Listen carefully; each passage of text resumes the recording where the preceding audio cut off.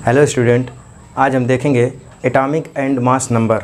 Atom को कैसे represent करते हैं वो दिखाते हैं हम। एटॉमिक नंबर और एटॉमिक मास कहाँ पे लिखते हैं, किस तरह से डिनोट किया जाता है, वो हम लोग अभी देखेंगे। चलिए आज शुरू करते हैं। कोई भी एटम होता है तो उसको हम लोग एक्स से डिनोट करते हैं। ये एक्स होता है एटम, इसको हम लोग कहेंगे एटम। एटम मतलब परमाणु, और इसका जो परमाणु भार या द्रव्यमान संख्या बोलते हैं, मतलब मास नंबर, तो उसको हम लोग ऊपर दिखाते हैं। उसको हम लोग डिनोट करते हैं ए से, कैपिटल ए से। और जो परमाणु क्रमांक होता है उसको हम लोग डिनोट करते हैं जेड से, जबकि ये इसके नीचे पैर पे और ये इसके सर पे। या तो इस तरह से, या तो एक और इसी का मेथड है। मान लीजिए इसको ऐसे भी सेट किया जा सकता है।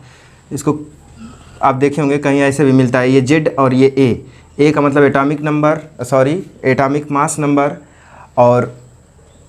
और यहाँ पे है जो यहाँ पे, तो ये एटॉमिक नंबर है। और एटॉमिक मास नंबर और एटॉमिक नंबर में क्या अंतर होता है ये अभी हम लोग देखते हैं आगे।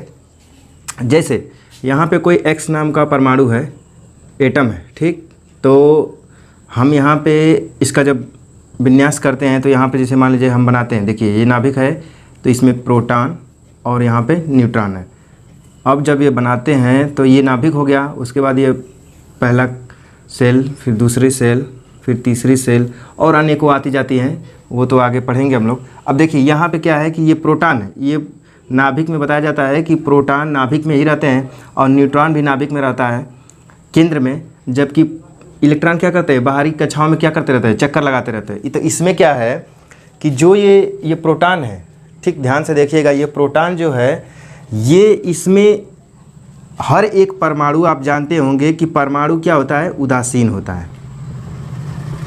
उदासीन मतलब न्यूट्रल, ये न्यूट्रल होता है।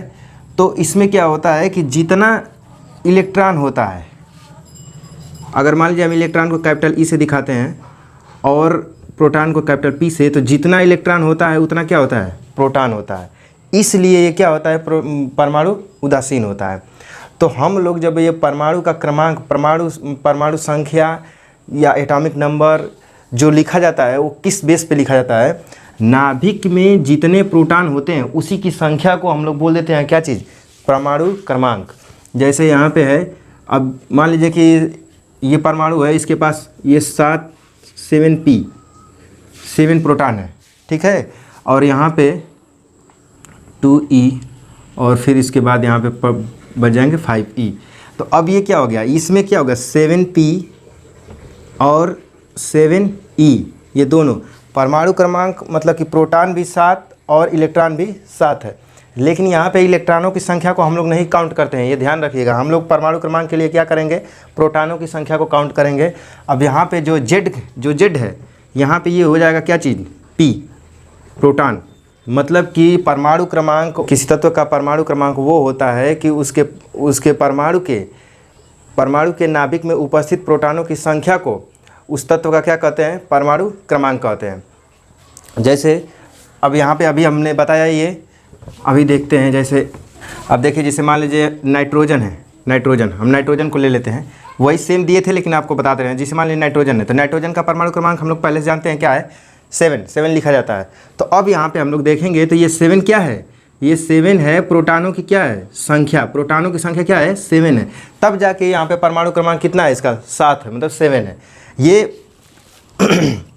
प्रोटॉनों की जो संख्या होती है उसी को हम लोग क्या कहते हैं, परमाणु क्रमांक कहते हैं। अभी परमाणु क्रमांक आप समझेंगे तभी उसके बाद एटॉमिक मतलब कि मास नंबर समझ पाएंगे, क्योंकि इसी को लेके आगे बताया जाता है। इसलिए आप ध्यान रखिए कि बार बार बोल रहे हैं, प्रोटॉनों की संख्या को ही एटॉमिक नंबर कहते हैं, ठीक है ना। अब देखिए ये क्या है, ये है एटॉमिक मास नंबर। तो एटॉमिक मास नंबर वो क्या होता है, इसमें क्या होता है कि जो परमाणु होता है, जैसे ये एक्स नाम का कोई परमाणु है, तो इसके नाभिक में उपस्थित प्रोटॉनों प्लस न्यूट्रॉनों की संख्या को ही हम लोग क्या कहते हैं, एटॉमिक मास नंबर। मतलब कि परमाणु द्रव्यमान संख्या या परमाणु का भार ये बोल सकते हैं, ठीक है। ये जो होता है प्रोटॉनों की संख्या और न्यूट्रॉनों की संख्या के बराबर होता है, एकदम एक्चुअल में ये होता है। इसमें क्या होता है कि ये इंटीग्रल पार्ट ऑफ नंबर्स होते हैं। जैसे मान लीजिए कि अगर देखेंगे तो कहीं 7.082 आ जाएगा, लेकिन ये जो होगा द्रव्यमान संख्या वो हमेशा क्या होगा, 7 होगा। इंटीग्रल पार्ट होगा, मतलब कि इंटीजर पार्ट हम दशमलव के निकटतम स्थान तक ले सकते हैं इसको, ये ध्यान रखिएगा। परमाणु भार और परमाणु क्रमांक में अंतर, परमाणु भार और द्रव्यमान संख्या में थोड़ा अंतर होता है, लेकिन इतना जानेंगे कि अगर नियर अबाउट सब बराबर होता है। अब जैसे हम इसका देख लीजिए, जैसे मान लीजिए कि सोडियम है सोडियम Na11 है, इसका परमाणु क्रमांक कितना है, 11 है। तो 11 है, तो अब इसका मतलब है कि इसके नाभिक में प्रोटॉनों की संख्या कितनी है, 11। और जब ये उदासीन है तो इसके इलेक्ट्रॉन भी कितने हैं, 11 हैं। तो मतलब ये 11 है, फिर इसके बाद यहाँ पे 2 और फिर उसके बाद यहाँ पे 8 और फिर 1 यहाँ पे 1e, ऐसे हो जाएगा। लेकिन इसमें जो ये 11 है प्रोटॉनों की संख्या, फिर इसमें हम लोग न्यूट्रॉनों की संख्या को जब जोड़ेंगे तब जा कर के ये क्या होगा, यहाँ पे जो आएगा वो होगा। ठीक है, तो इसको हम लोग देखने के लिए देखते हैं। तो प्रोटॉनों की संख्या 11 है और यहाँ पे न्यूट्रॉनों की संख्या प्रयोगों द्वारा बताया गया है कि न्यूट्रॉनों की संख्या यहाँ पे क्या होगा। जैसे मान लीजिए कि इसका जो दोनों को काउंट करेंगे तब यहाँ पे लिखेंगे, और वही होगा क्या चीज़, परमाणु का द्रव्यमान संख्या या परमाणु भार बोल सकते हैं। तो इसके लिए क्या करेंगे, हम लोग इसको जानते हैं कि जैसे यहाँ पे इसका एक जो मान होता है, ये सोडियम के अंदर जो न्यूट्रॉन होता है उसकी संख्या होती है 12। ये 12 होती है, न्यूट्रॉनों की संख्या कितनी होती है, 12। तो अगर न्यूट्रॉनों की संख्या 12 है, प्रोटॉनों की संख्या 11 है, तो इसको जोड़ेंगे तो कितना आएगा, 23। तो एटॉमिक मास नंबर इसका कितना हो गया, 23। मतलब कि सोडियम का अगर हम देखेंगे तो सोडियम का परमाणु क्रमांक 11 और जो परमाणु द्रव्यमान संख्या या परमाणु भार या मास नंबर जो भी बोल सकते हैं, तो वो जो होगा कितना होगा, 23। इसका मतलब है कि इसमें ये जितना भी काउंटिंग की जा रही है इसमें इलेक्ट्रॉनों का भागीदारी नहीं है। ये क्यों नहीं है, क्योंकि इलेक्ट्रॉन हमेशा निकाले या डाले जा सकते हैं, मतलब प्लस आयन और माइनस आयन बनाए जाते हैं।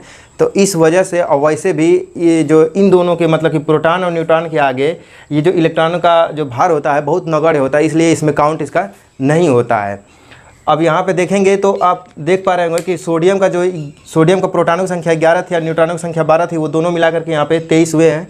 तो अब इसी तरह से आपको क्वेश्चन बस यही पूछता है, या तो ये भार दे देगा, एटॉमिक मास नंबर दे देगा और आपको कहेगा इसका परमाणु क्रमांक बताइए।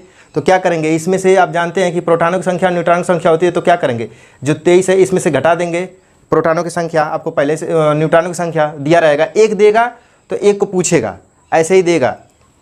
जैसे हम करके एक तो बताते हैं, एक परमाणु है, परमाणु का परमाणु भार जो है ए बराबर दे दिया है 39 और इसका जो प्रोटॉनों की संख्या है वो दिया है 19। तो अब इसमें पूछेगा कि न्यूट्रॉनों की संख्या क्या है, न्यूट्रॉनों की संख्या क्या है।